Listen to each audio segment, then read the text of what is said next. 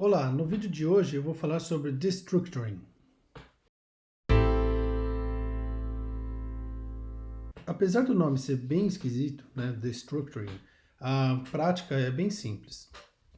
Imagina que a gente tem esse objeto aqui, né, nome, e-mail, telefone. Dentro de telefones a gente tem celular ou comercial, né? Tem também o endereço, a cidade e o estado. Bom, mas vamos supor que a gente precisa obter o nome, o e-mail e o celular e o estado desse objeto aqui em variáveis separadas para fazer qualquer coisa que a gente queira, né? Então, o que a gente vai ter que fazer? Declarar a variável, por exemplo, nome, e pegar aqui, ó, objeto.nome, pegar a variável e-mail, declarar uma variável e-mail e pegar ela do objeto, declarar uma variável celular e pegar ela do telefones.celular, né? E também o estado que eu tinha falado, então estado igual obj.endereço.estado, ok? Não é complicado fazer isso, então eu posso dar um console log aqui, ó, que a gente vai conseguir visualizar no console o nome, o e-mail, o celular e o estado. Ok? Vamos listar tudo no console. Está tudo aqui, ó. Rodrigo, e-mail, celular e o estado. Até aqui, nada de novo, né? Porém, a gente extraiu a variável com o mesmo nome, né? Que o meu objeto, da propriedade do objeto. E tem um monte de vezes que a gente tem que repetir o obj. Né? Uma alternativa, e é para isso que o destructuring existe, que é a gente vai usar um comando aqui que vai declarar as variáveis que a gente precisa. E a sintaxe é essa aqui, ó. Nome igual obj, tá? Por exemplo, o que esse nome igual obj vai fazer? Eu vou comentar a antiga declaração. Exatamente a mesma coisa. O que eu estou falando para ele? Do objeto obj, né? Pega a propriedade nome, mas aqui, como ele está depois da const, ele sabe que ele tem que declarar uma variável com esse nome. Então, o que ele faz? Ele declara uma variável, igualzinho fazer aqui, const nome obj nome, só que de uma forma bem mais simples, né? A vantagem aqui é que eu posso já criar o e-mail também. Então, vou comentar o e-mail para não dar erro. O que eu fiz? Eu tenho uma variável agora nome e uma outra chamada e-mail. O comportamento é igualzinho da aplicação. O nome vale a mesma coisa que valia no nome e o e-mail é a mesma coisa que valia no e-mail. E aqui ele já cria a variável com o valor correto. E aí, por exemplo, eu vou também pegar o celular. Só que o celular não existe no obj, né? Eu vou comentar aqui. A gente vai ver que o celular ficou undefined aqui, porque ele não existe no obj, tá? Mas ele existe dentro de telefones. E o que acontece? Eu posso pegar o telefones e já desestruturar o telefone também, né? Olha só que legal, ele vai quebrar a linha aqui por causa que a linha ficou muito longa. O editor fez isso para a gente automático, mas é perfeitamente normal e é até aconselhável quando fica muito grande. Então a gente tem aqui, ó, para desestruturar, né? O nome, o e-mail e o celular, só que aí o celular está dentro de telefones, eu falo para ele gerar. Bom, mas e para pegar o estado, a mesma coisa. Então, mas só que o estado está dentro de endereço, né? Estado, ok? Aqui é a mesma coisa que eu desestruturar duas vezes, tá? A mesma coisa seria, por exemplo, se eu pegar o estado aqui e o endereço e não desestruturar desse jeito, eu desestruturo o endereço primeiro, eu poderia fazer aqui, por exemplo, estado é igual a endereço, tá? Então, como tem esses chaves em volta da criação do nome da variável, ele sabe que esses são propriedades, né, do objeto que está à direita do símbolo de igual. Então, essa é a mesma coisa aqui. Porém, para ficar mais simples, no nosso caso a gente não precisa de uma coisa muito complexa. Ou seja, isso aqui caberia tudo em uma linha só, né? Que o meu editor aqui, ele quebrou em uma linha para ficar mais legível e mais organizado. Então, todo esse código de 4 variáveis aqui e um monte de digitação repetida, no caso obj.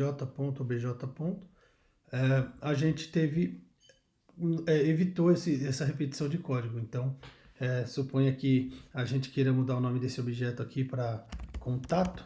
O que eu teria que fazer no outro cenário? Alterar aqui contato 4 vezes. Nesse cenário aqui, contato uma vez só, né? Essa é a parte de destructuring de objeto. Não tem muito segredo, é só extrair. Eu costumo dizer que a gente está extraindo a propriedade em variável, né? Bom, agora a gente também tem destructuring para arrays, tá? Por exemplo, eu vou colocar aqui números, tá? Números é igual ao array 1, 2, 3, 4, 5, tá? Esse é um array simples de números, tá? Mesma coisa, vamos supor, se eu quiser obter o primeiro item do array, então eu vou ter que escrever aqui, o primeiro igual ao números 0, porque o índice do array 0 é o primeiro item, tá? Aí eu vou ter que repetir o código, vamos supor que eu quero o segundo, terceiro, tá? Só para não ficar, vou fazer só até o quarto, ok? Então eu vou ter que fazer 1, 2, 3. E aí para listar todos, console.log, primeiro, segundo, terceiro e quarto. Bom, aí vai ter aqui 1, 2, 3, 4. Até aqui não tem segredo. Mas de novo, voltando ao nosso destructuring, como funciona o destructuring no array? É a mesma, um pouco, é parecido com o de objeto, né? Só que objeto é com chaves, né? Com array ele vai ser com colchetes, né? Então tem aqui, ó, primeiro, segundo, terceiro e quarto igual a números. Olha lá. Quando eu salvei, nada aconteceu de diferente. Por quê? O código é exatamente o mesmo, né? Deixa eu tirar aqui um pouco para sobrar mais espaço. Então tá. O que ele faz aqui no array, tá? O array, ele não tem nomes, né? Ele tem valores aqui no array, tá? Então, ele vai pegar o meu array e a primeira posição aqui vai ser a minha primeira posição do array. A segunda posição, a terceira posição, tá? Tem uma estratégia hoje que é usada muito com esse tipo de retorno de array, como se fosse um array, mas isso é chamado de tuple, né? Numa função, por exemplo, vou criar uma função aqui, por exemplo, retorna x e y, por exemplo. E a minha função vai retornar a coordenada x e y, sei lá, de um ponto aqui. Vamos chamar isso. Aí esse ponto pode ser um objeto bem complexo, com várias informações, só que eu só quero retornar a posição x e y desse ponto. Então como que eu vou fazer? Eu posso já dar um return, vamos supor que o ponto ele vai ter vários valores, mas eu vou retornar um array, tá? Com dois valores aqui. Vai ser o ponto x e o ponto y, ok? Aí eu vou, por exemplo, se eu chamar essa função, retorna x, y, e eu passar um objeto com x igual a 100, y igual a 150, o que ele vai me retornar aqui? Tá? Ele vai me retornar um tuple com o primeiro e o segundo valor, o x e o y. Isso é um cenário até real, que a gente muitas vezes precisa extrair a posição que o usuário clicou, para qualquer motivo que você esteja desenvolvendo, e aí o ponto vai ser um objeto bem complexo, com várias coordenadas, mas você precisa extrair x e y, pode criar uma função que retorna na primeira posição x, na segunda o y. E aí como que a gente usa isso? A gente pode atribuir numa variável, tá? Igual.